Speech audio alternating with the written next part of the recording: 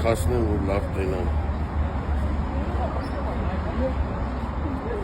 Կասեք ինչու հայ մարդ պետք է չվստահի միտոքաշնորհին։ Սութասանը խափեց, սաղից խափեց, ասեց, խեղճ Քոչարյանը գողացել է, հենևոց ման են գալ 200 միլիոնից ավել չեն կտել այն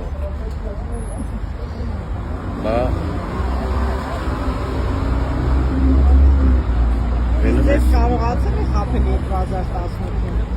2008-ից խափել է ինձ։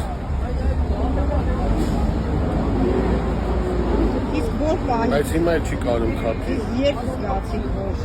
չի կարելի վստահել իրեն։ Երբ որ սկսավ առաջի ստել էլի։ Աղամանի օրենքը որ սկսավ արդեն երևաց էլ ինչ է։ Բավոնց։